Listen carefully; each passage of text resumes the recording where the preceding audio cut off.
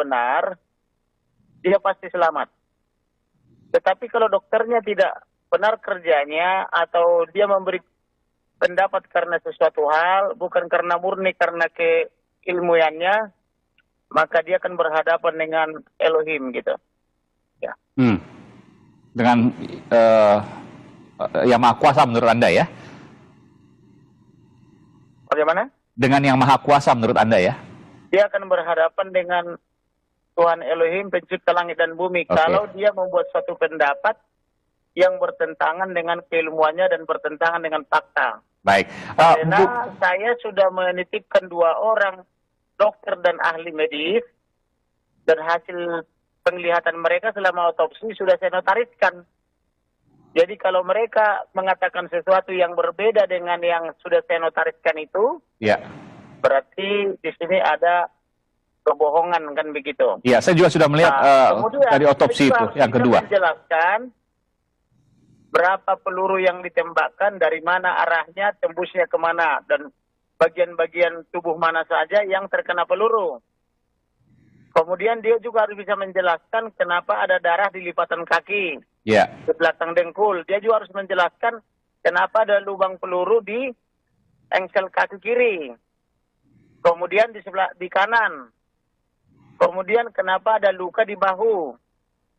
Kenapa ada luka di bawah mata dan di atas mata kanan. Iya.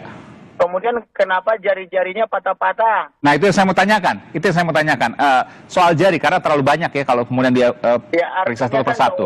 Saya ingin tanya. Kalian sebagai jurnalis harus bertanya, harus betul. detail. Iya, saya ingin bertanya soal fokus dulu soal jari. Disebutkan oleh dokter forensik yang memeriksa otopsi kedua, Bung Kamarudin, adalah karena lintasan peluru. Meskipun tadi saya tanyakan kepada Pak. Nah, berarti kan karena ini teorinya adalah ya, apakah mungkin lintasan peluru tanpa luka, hanya patah? Itu pertanyaan. Nanti kita praktekkan kalau memang itu penyebabnya adalah serpihan peluru. Makanya saya minta kepada penyidik supaya dilakukan rekonstruksi. Betul enggak jari-jarinya itu patah-patah akibat serpihan peluru? Betul enggak lengan kiri itu patah gara-gara peluru, kan begitu? Sejak kapan peluru bisa mematahkan, kan begitu? Nah, betul enggak apa itu lipatan kaki kiri itu ada rembesan darah akibat peluru? Peluru dari mana? Kan harus bisa dijelaskan. Oke. Saya tanyakan ke Pak Ito. Pak Ito, ini pertanyaan yang menarik. Sejak kapan Pak Ito membuat terang, tapi membuat malah tambah rumit, kan begitu? Iya.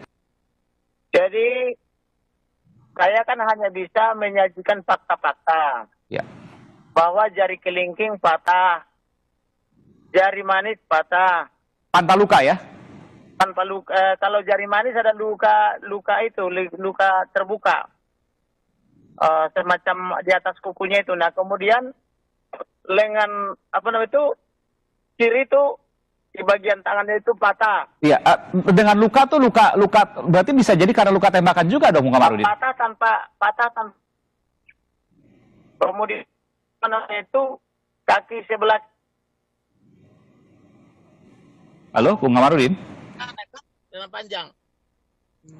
Iya. Kemudian di engsel kaki kiri itu ada juga semacam luka terbuka, semacam bekas peluru, kan? Iya. Baik. Kemudian di matanya itu baik mata kanan bawah maupun kanan atas itu juga kan ada luka. Baik.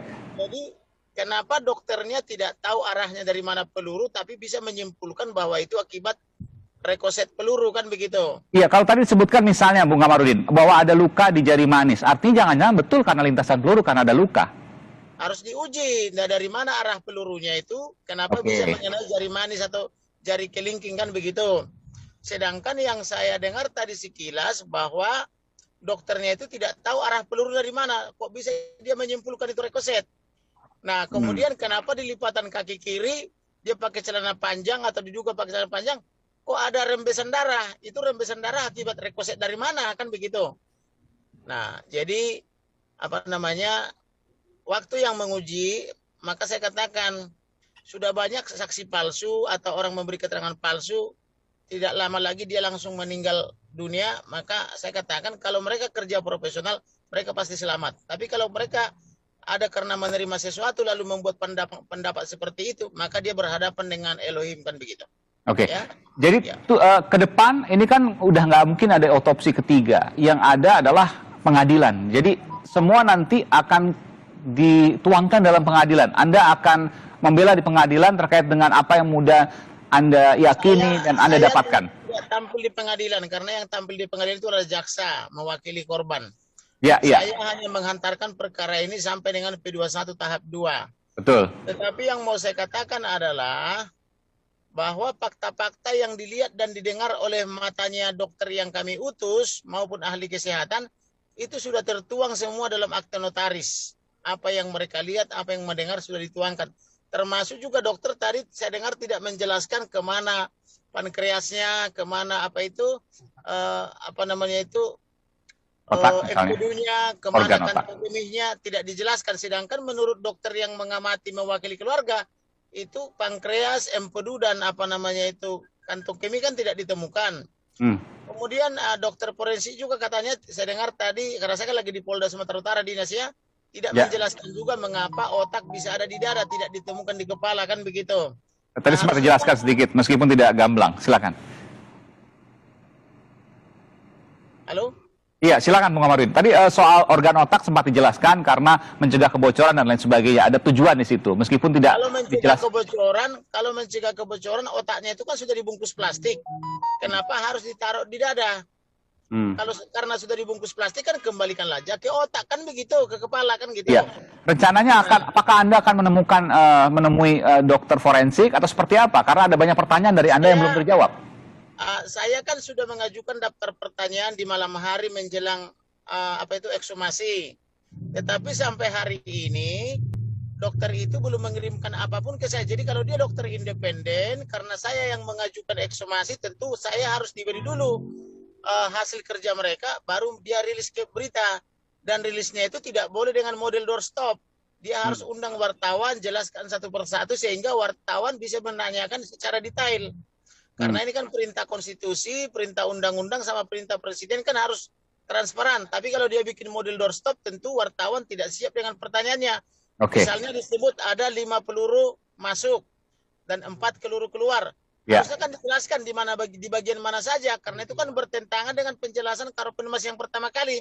Karopenmas pertama kali menjelaskan Baradae menembak 5 kali, kena 4 kali kan gitu. Ini sekarang hasilnya jadi 5 peluru kan gitu, 5 lubang kan begitu, 4 keluar, 5 masuk kan begitu. Berarti ini jadi tambah pelurunya 1 kan dibanding yang hasil otopsi yang pertama kan begitu. Jadi ini dokternya itu dia harus memberikan hasil kepada saya dan mengundang wartawan secara transparan. Tapi kalau dibilang nanti di pengadilan, kenapa dia rilis sedikit-sedikit? Berarti dia ini dokter tidak independen kan gitu. Harusnya ya sekalian aja nanti di pengadilan. Jangan dirilis sedikit, tapi wartawan tidak boleh nanya kan begitu. Baik, Pak Ito, apakah ada kewajiban dokter forensik pada saat otopsi misalnya menyampaikan ke pengacara terlebih dahulu lalu kemudian mengumumkan? Ada kewajiban karena yang memohon otopsi ulang kan saya atas nama keluarga. Bahkan saya juga waktu itu udah berjanji, udah menyiapkan uang berapa ratus juta untuk membiayai dokternya, tetapi kan mereka bilang tidak mau terima uang dari saya, tapi dia pilih terima uang dari negara. Padahal saya tidak mau membebani negara toh. Nah, karena saya yang memohon, maka serahkan dong hasilnya ke saya. Kan begitu. Serahkan juga ke penyidik hasilnya. Ini baru namanya dokter independen, tapi kalau dia hanya memberikan kepada penyidik saja, itu namanya dokter dependen.